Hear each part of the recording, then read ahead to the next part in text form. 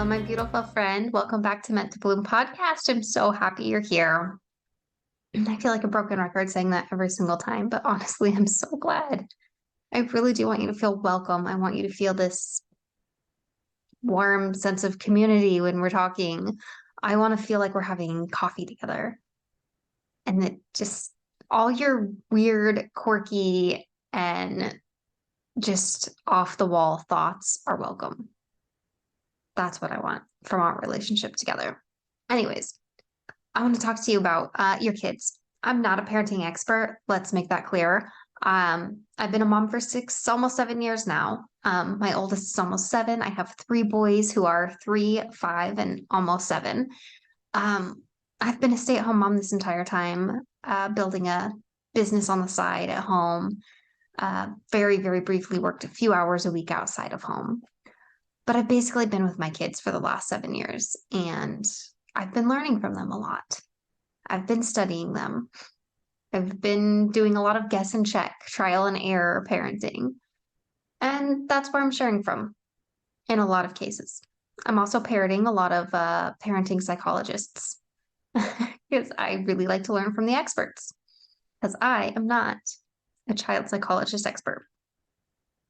Anyways, I want to talk about connecting with your kids today. Okay. Have you ever hugged your kid and just felt like there's this steel plate between your hearts? That's the best way I can describe when I just feel like I'm disconnected from my kid. And I feel like I haven't had enough time with them. And they feel like they're blocked from my connection and my love. This happens sometimes.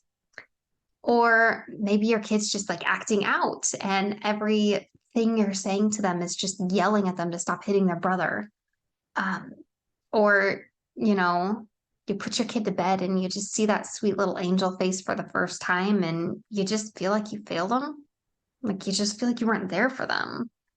Maybe nothing bad happened today, but you just didn't feel like you and your kid came together today. I have felt these ways over the last few weeks. And really, connection is just the key to healing all of this. And here's some other things. Okay. In my belief, in my studies, in what I have learned and experienced here in my home, my kids tend to misbehave a lot for 2 reasons, and 2 reasons alone. One, they are having too much screen time. If it's we don't limit screen time for the majority of the time here in our house. We are very, TV's on quite often in our house, even if no one's watching it. And no shame if that's you too. Well, that's how I grew up. I turned out okay. But my kids will misbehave if there's too much screen time, and that's when we start to limit it. But what usually goes hand in hand with that is the other reason that they tend to misbehave a whole lot, and that's because they don't feel connected to me. They haven't had enough mom time. And so usually when we do a screen detox, I am spending a lot more active time with them. I have a lot more hands-on role in what they're doing all day because they're getting bored and they're coming to me like, Mom, I wish we could watch TV. And I'm like, okay, fine, let's play a board game. Okay, let's go play this. Let's go outside. You can ride your bikes. I'll watch. Usually the 2 tend to go hand in hand for us. And that is really what's at the core of my kids misbehaving most of the time. And here's a few other things is that the best way to get a kid to listen to you is for them to like you. Really enjoy being around you and want to please you. It's building that relationship that I think is the most potent action we can take to get our kids to actually listen to us. Because you can't really, if you try to control them, you might realize that you kind of can't. There's only a few options to actually get them to do exactly what you want them to do every single time you ask. And usually it ruins your relationship. And it results in teens who don't want anything to do with you because they weren't allowed to express themselves or be themselves as kids. And they blame that on you. So I'm trying to avoid all that. Again, my oldest is almost 7, so I haven't experienced those teen years. I simply remember having friends as teens who absolutely resented their parents because their parents had too much strict control in their lives. And I've just seen it so many times. I'm like, I don't even want to try that with my kids. I don't want to have a strict control. But the best way I have found to get them to listen, they don't listen to yelling. They do listen to a gentle voice. Plus, I mean, side note, like if you're, I don't know, like if you're trying to be kind of threatening to get your kids to listen, instead of threatening, yelling, I'm going to spank you, I'm going to take away all your toys. What's probably better and a little bit more effective, like in a psychological matter, is to whisper what you want them to do. It gives them a sense of importance, makes them lean in to listen, and it's a little bit frightening without actually being threatening in any way. That's just something to think about. But again, you catch more flies with honey than you do vinegar. And you get your kids on board with what you want them to do a lot more easily if they're feeling this connection and this friendship with you. And if they feel like they're genuinely loved and like what you're asking them to do is coming from a place of love and they feel that, they are so much more likely to get on board with what you're trying to get them to do because they don't feel like you're just trying to take away their uh, autonomy. They don't feel like you're trying to take away their voice. If they feel heard and they feel loved, they are so much more likely to get on board and follow what you're trying to ask them to do. Especially if you take the time to explain to them like why your room needs to be cleaned and it's in a way that they understand. And I'm not saying I do this all 100% perfectly. I definitely don't.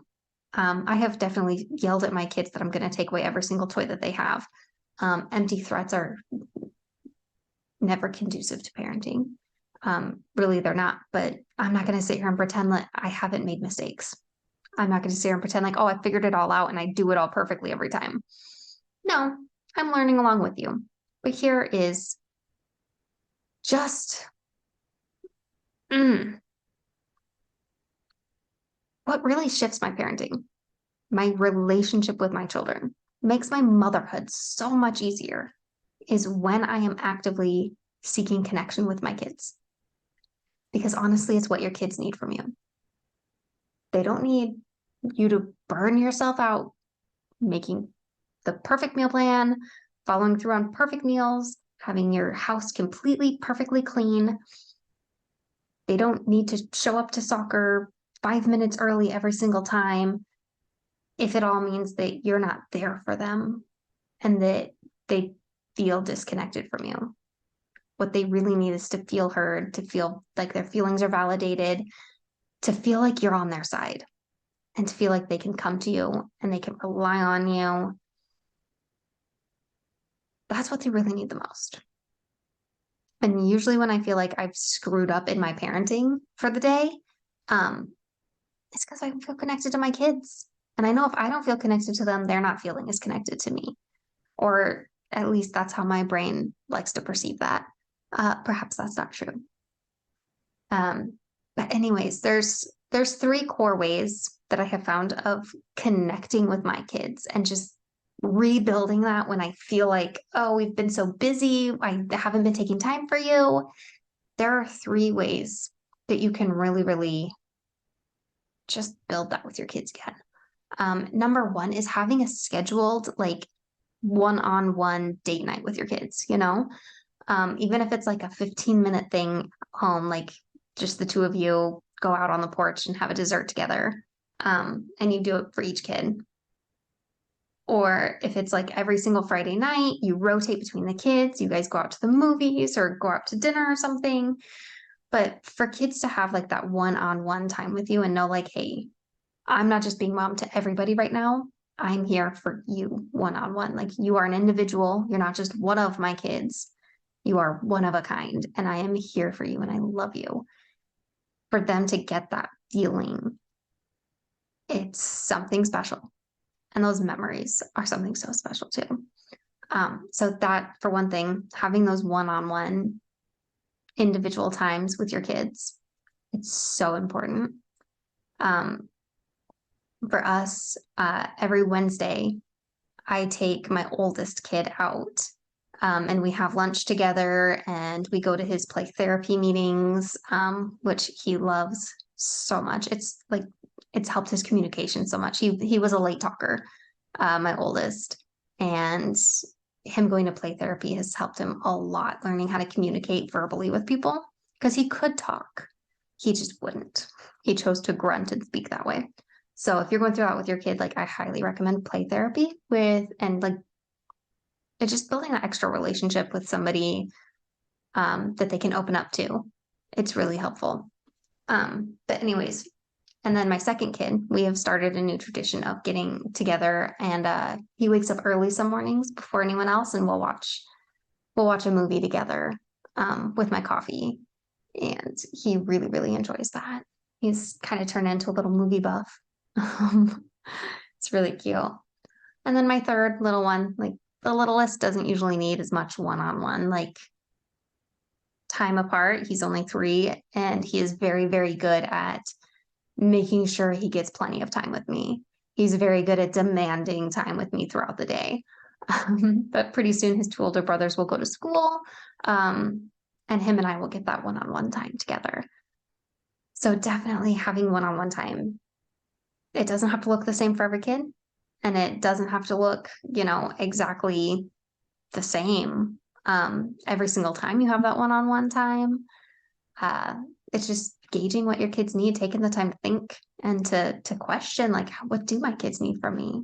How do my kids need me to spend time with them?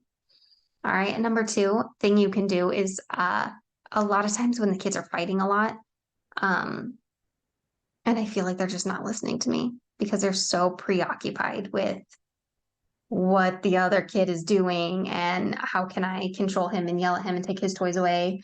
That's what my kids all want to do to each other. So when things get like that, I tend to pause whatever we're doing, and we watch a movie. We like to do something fun together, watch a movie or play a game. And I highly recommend a movie they have not seen or their very, very favorite movie that they refuse to look away from.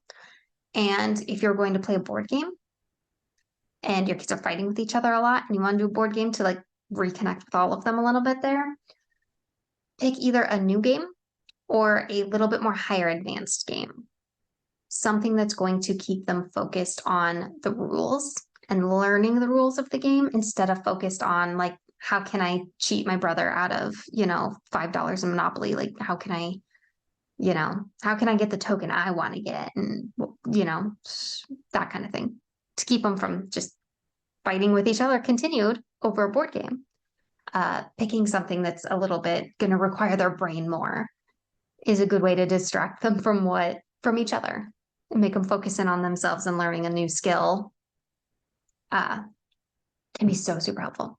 And then the third thing, and I think it's one of like the most important ways we can connect with our kids, is meeting them where they are.